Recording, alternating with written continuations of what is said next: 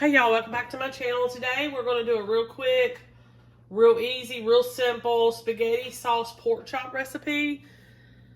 I thought this sounds kind of strange, but we'll try it and see.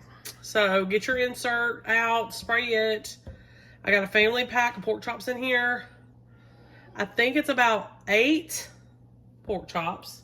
So anywhere from a 6 to an 8 pack would work. Probably need to keep them with bone in, that way they can stay as juicy as possible. So you're going to go ahead and put those in your insert, and we're going to season these real quick. So need some pepper,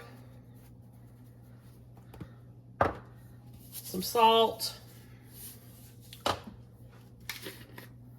garlic powder, and because I'm not going to use fresh garlic as well, I'm going to kind of do a little extra garlic powder. Onion powder. And I'm going to put some Tony's in. You can use Slap Your Mama, which is going to make it a little bit hotter or, you know, spicier. Or just do Creole, which will make it a little less spicy. A little bit of spice, but not as much of a kick. Alright, so then after you season these, you're going to put your vegetables on them. 1 chopped bell pepper, 1 chopped onion. And I just got the cheapest bell pepper. You don't have to do that. You can do whichever one you prefer. And then a jar of your favorite spaghetti sauce. And yes, I'm going to put a little bit of water in this, because I always do. I'm using a 24-ounce jar of spaghetti sauce. Alright, so I'm going to cook this for about 4 hours on high, or you can do low for 8. I'll see you back here this afternoon. Okay, y'all, so this is the end of the day.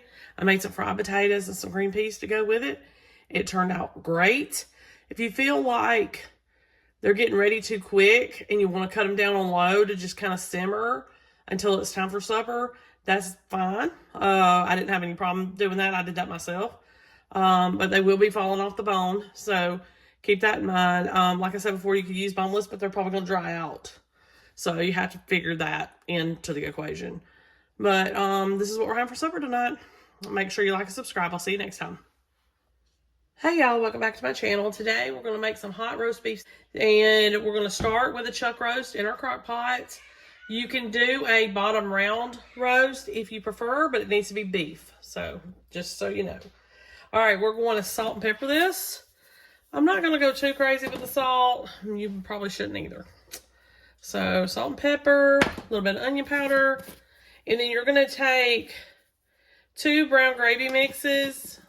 If they measure 0.87 ounces, you're going to need 2. If they're more than that, you just need 1. And you're going to mix it up with 1.5. Sorry, y'all, got the flu. I'm out of breath. 1.5 cups of water. Mix it all together. And you're going to pour it in here. And I have some of it in the bottom I want to scrape out. All right. So we're going to cook this on low for 8 to 10 hours. Because I want to have a little low, simmery kind of cook all day. And as soon as it's done, I will bring it back and show you how I presented it. Okay, y'all. It's the end of the day. Got my meat chopper in there. Chop the meat up, because that's what you're going to want to do, is shred it before you serve. But chopped it up, took most of the fat out. Then I just poured it over a bed of homemade mashed potatoes, paired it with some garlic bread.